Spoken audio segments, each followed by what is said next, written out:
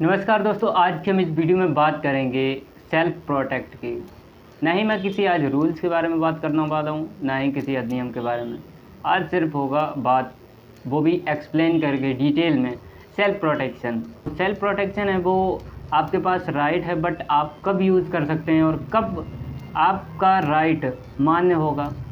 मान लो suppose that आपके साथ कोई दुर्घटना करने की कोशिश करता है, कोई ऐसा आक्रमण करने की कोशिश करता है, या फिर कोई आपके साथ ऐसा क्राइम करने की कोशिश करता है जिससे कि आपके ग्रेवियस हर्ट होने की आशंका है, आपकी मृत्यु होने के चांस हैं, आपके ऊपर ऐसा कोई आक्रमण करता है, या फिर आपकी संपत्ति जाने का खतरा है। मैं बता देता हूँ कि जो पहले आईपीसी थी उसमें 96 आईपीसी सेक्शन में प्राइवेट प्रतिरक्षा के बारे में बताया गया था, लेकिन अब जो नया एक्ट आ गया है बीएनएस, तो इस बीएनएस एक्ट 2023 में जो सेक्शन बदलकर 34 हो गई है। तो चलिए हम बात करते हैं कि प्राइवेट प्रतिरक्षा होता क्या है, डिटेल में जानते हैं। तो इसमें बताया गया है कोई बात अपराध नहीं है जो प्राइवेट प्रतिरक्षा के अधिकार में प्रयोग में की जाती है। तो हम लोग कहाँ पे थे, अभी फ़ोन आ गया था बीच में, इंटरप्ट कर दिया, हमें डिस्टर्ब कर दिया, तो मैं थोड़ा सा डिस्टर्ब हो गया। तो अभी हम कहाँ थे, तो हम एक केस की बात कर रहे थे, उत्तर प्रदेश बनाम पोसू। तो इस मामले में क्या हुआ कि इसमें निर्णय दिया गया कि जो व्यक्ति स्वतः आक्रामक है एवं जो अपने आप पर स्वतः यानी कि स्वयं अपने ऊपर आक्रमण को आमंत्रित करता है, अपने आक्रामक प्रहार के कारण वह प्राइवेट प्रतिरक्षा के अधिकार का प्रयोग करने का हकदार नहीं है।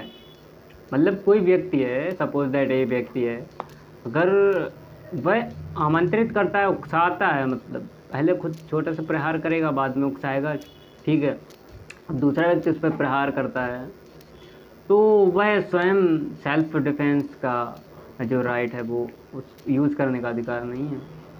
सपोज दैट, चलिए हम केस की बात कर लेते हैं कैसे।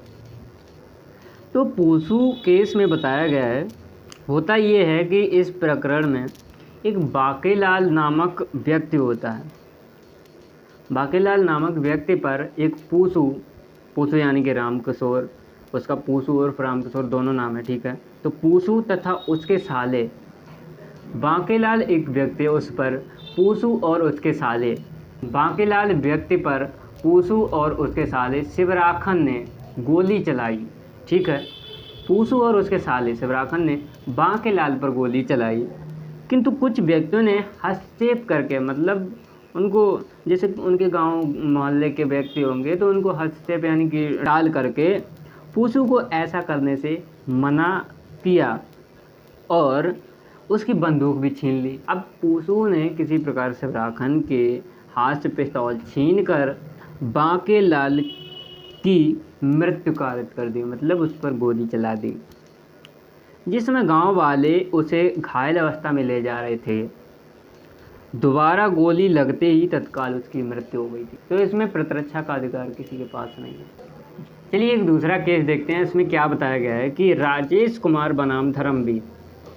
अब राजेश कुमार बनाम धर्मवीर के बाद में उच्चतम न्यायालय ने यह निर्धारित किया कि आत्म प्रतिरक्षा के अधिकार का दावा केवल विधि विरुद्ध आक्रमण को विफल करने हेतु किया जा सकता है, परंतु बदले की भावना से प्रतिकार के रूप में नहीं किया जा सकता।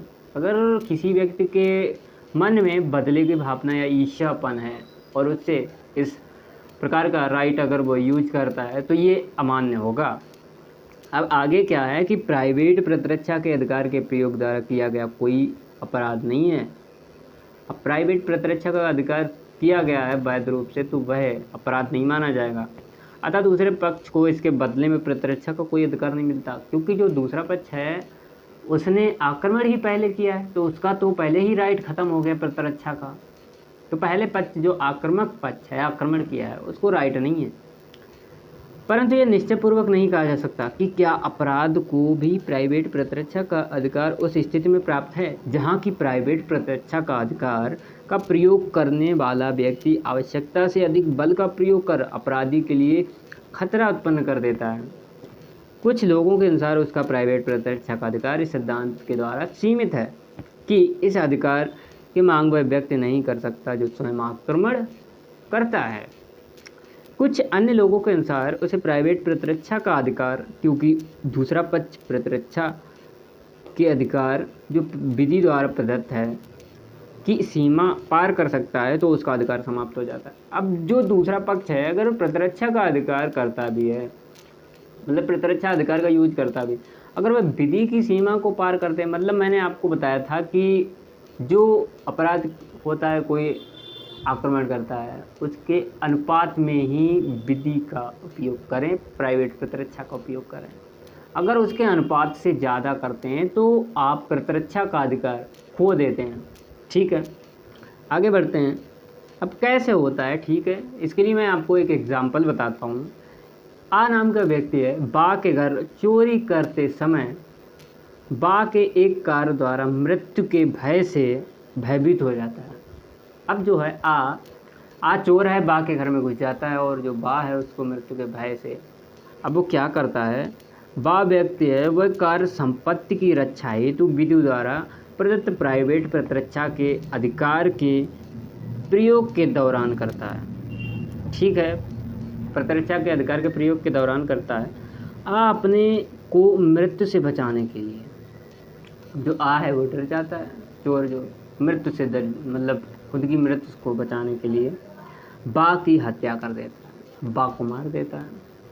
तो क्या आ ने या फिर क्या बा ने प्रतिरक्षा का अधिकार किया था, सही उपयोग किया था, या फिर आ ने अपने प्रतिरक्षा के लिए सही उपयोग किया? तो एक विचारधारा के अनुसार आ को प्रतिरक्षा का अधिकार नहीं प्राप्त है, क्योंकि उसने स्वयं आक्रमण किया। मतलब एक विचारधारा ये कहेगी कि वह आ जो है वो चोरी करने के लिए उसने पहले आक्रमण किया, लेकिन उसने मृत्यु के लिए आक्रमण नहीं किया, चोरी के लिए। ठीक है, अब कुछ लोग कहेंगे कि उसको आक्रमण, क्योंकि आक्रमण उसने किया तो प्राइवेट प्रतिरक्षा का आ को, चोर को अधिकार नहीं है, वह चोरी का दोषी था। मैंने आपको बताया कि जो आ है वो चोरी का दोषी था, क्योंकि वह चोरी करने के सिद्धांत के लिए आया था। अब उसने मृत्यु कारित करने की तो कोशिश नहीं करी। ठीक है, दूसरी विचारधारा के अनुसार चूंकि विधि बा को मृत्यु के अतिरिक्त संपत्ति की प्रतिरक्षा हेतु अन्य कोई अपहानि कारित करने का अधिकार देती है और बा उस सीमा को पार कर गया। मतलब अन्य कोई अपहानि, इसमें बताया गया है कि संपत्ति की प्रतिरक्षा हो तो अन्य अपहानि कारित करने का अधिकार देती है। अन्य कोई कार्य करता, चोट मार देता या कुछ भी करता तो वो मान्य होती, लेकिन उसने चूँकि मृत्यु कारित कर दी तो ये अमान्य है, उसने सीमा यानी कि हद को पार कर दिया। अतः आ को बा के विरुद्ध प्रतिरक्षा का अधिकार प्राप्त है, इसलिए जो आ चोर है उसको बा के विरुद्ध प्रतिरक्षा का अधिकार प्राप्त है, क्योंकि उसने मृत्यु कारित करने का कोई आशय नहीं था, चोरी करने का था। लेकिन बा ने मृत्यु कारित कर दी, चूँकि सीमा हद से पार, यानी कि अपराध जो आ करना चाहता था उसके विपरीत, यानी कि उसके अनुपात से ज़्यादा उसने अपराध करने की कोशिश करी, तो उसने खुद के बचाव के लिए मृत्यु कारित कर दी। तो इसलिए आ को प्राइवेट प्रतिरक्षा का अधिकार प्रदान किया जाता है। तो इसलिए आ को प्राइवेट प्रतिरक्षा के अधिकार का प्रदान किया गया था। ठीक है, तो मुझे आशा है कि आपको ठीक से समझ में आ गया होगा कि आखिर प्राइवेट प्रतिरक्षा का अधिकार क्या है और कैसे यूज़ कर सकते हैं और किस हद तक ये प्राइवेट प्रतिरक्षा का अधिकार मान्य होगा। बाकी ऐसी ही जानकारी पाने के लिए आप हमें यूट्यूब पर, इंस्टाग्राम पर फॉलो कर लें, जुड़े रहिए हमारे साथ। और अगर ऐसी ही कोई जानकारी लीगल से रिलेटेड आप कोई चाहते हैं तो कमेंट करके ज़रूर बता दीजिएगा। मैं उस चीज़ को संज्ञान में लेकर आपको ज़रूर वीडियो के माध्यम से, सोशल मीडिया के माध्यम से बताने का पूरा प्रयास करूँगा। मिलते हैं आपसे एक नई जानकारी के साथ, तब तक के लिए जय हिंद।